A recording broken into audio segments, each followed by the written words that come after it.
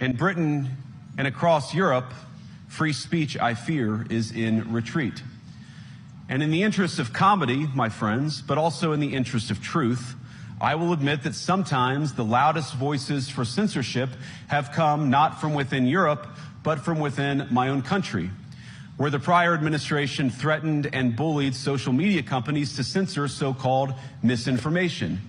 Misinformation like, for example, the idea that coronavirus had likely leaked from a laboratory in China. Our own government encouraged private companies to silence people who dared to utter what turned out to be an obvious truth. If you're running in fear of your own voters, there is nothing America can do for you. Nor, for that matter, is there anything that you can do for the American people who elected me and elected President Trump. Please welcome Vice President J.D. Vance.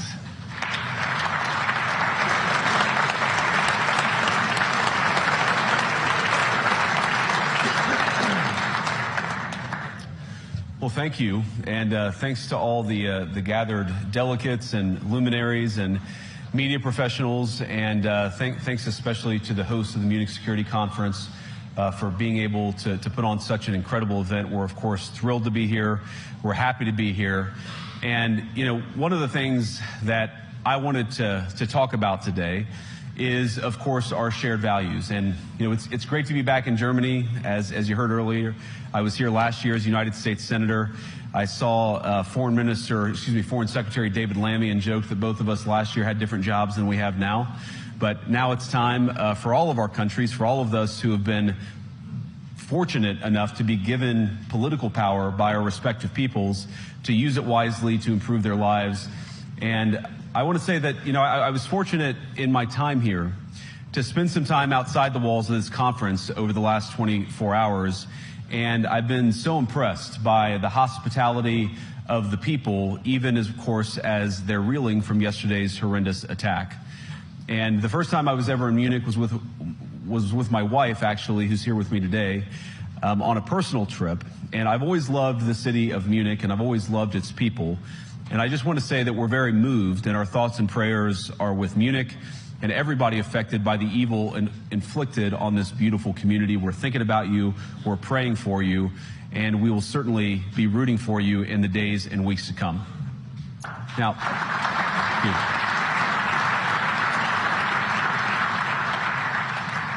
I hope that's not the last bit of applause that I get, but we gather at this conference, of course, to discuss security, and normally we mean threats to our external security. I see many great military leaders gathered here today. But while the Trump administration is very concerned with European security and believes that we can come to a reasonable settlement between Russia and Ukraine, and we also believe that it's important in the coming years for Europe to step up in a big way to provide for its own defense, the threat that I worry the most about vis-a-vis Europe is not Russia, it's not China, it's not any other external actor. And what I worry about is the threat from within, the retreat of Europe from some of its most fundamental values, values shared with the United States of America. Now, I was struck that a former European commissioner went on television recently and sounded delighted that the Romanian government had just annulled an entire election. He warned that if things don't go to plan, the very same thing could happen in Germany, too.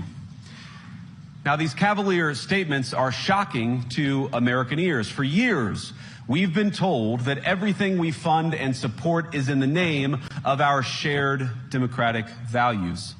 Everything from our Ukraine policy to digital censorship is billed as a defense of democracy.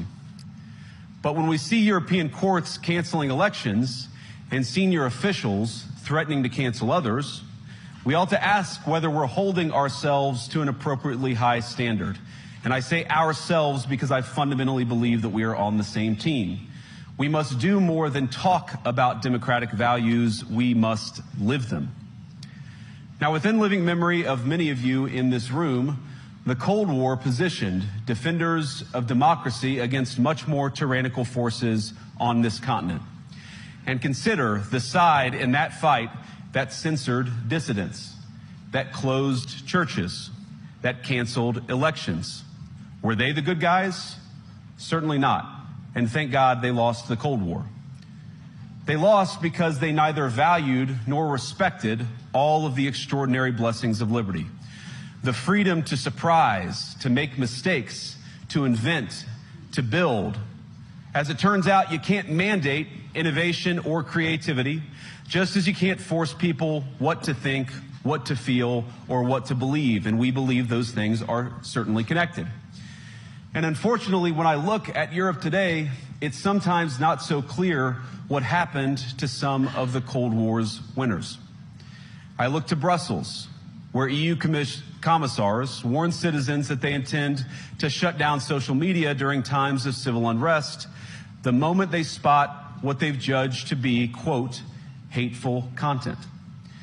Or to this very country, where police have carried out raids against citizens suspected of posting anti-feminist comments online as part of, quote, combating misogyny on the internet, a day of action. I look to Sweden, where 2 weeks ago the government convicted a Christian activist for participating in Koran burnings that resulted in his friend's murder. And as the judge in his case chillingly noted, Sweden's laws to supposedly protect free expression do not, in fact, grant, and I'm quoting, a free pass to do or say anything without risking offending the group that holds that belief. And perhaps most concerningly, I look to our very dear friends, the United Kingdom, where the backslide away from conscience rights has placed the basic liberties of religious Britons in particular in the crosshairs. A little over 2 years ago, the British government charged Adam Smith Connor, a 51-year-old physiotherapist and an Army veteran, with the heinous crime of standing 50 meters from an abortion clinic and silently praying for 3 minutes. Not obstructing anyone, not interacting with anyone, just silently praying on his own. And after British law enforcement spotted him and demanded to know what he was praying for, Adam replied simply, it was on behalf of the unborn son he and his former girlfriend had aborted years before. Now, the officers were not moved. Adam was found guilty of breaking the government's new buffer zones law, which criminalizes silent prayer and other actions that could influence a person's decision within 200 meters of an abortion facility. He was sentenced to pay thousands of pounds in legal costs to the prosecution. Now, I wish I could say that this was a fluke, a one-off crazy example of a badly written law being enacted against a single person. But no, this last October, just a few months ago, the Scottish government began distributing letters to citizens whose houses lay within so-called safe access zones, warning them that even private prayer within their own homes may amount to breaking the law. Naturally, the government urged readers to report any fellow citizens suspected guilty of thought crime. In Britain and across Europe, free speech, I fear, is in retreat. And in the interest of comedy, my friends, but also in the interest of truth, I will admit that sometimes the loudest voices for censorship have come not from within Europe, but from within my own country, where the prior administration threatened and bullied social media companies to censor so-called misinformation. Misinformation like, for example, the idea that coronavirus had likely leaked from a laboratory in China. Our own government encouraged private companies to silence people who dared to utter what turned out to be an obvious truth. So I come here today not just with an observation, but with an offer. And just as the Biden administration seemed desperate to silence people for speaking their minds, so the Trump administration will do precisely the opposite, and I hope that we can work together on that. In Washington, there is a new sheriff in town, and under Donald Trump's leadership, we may disagree with your views, but we will fight to defend your right to offer it in the public square, agree or disagree.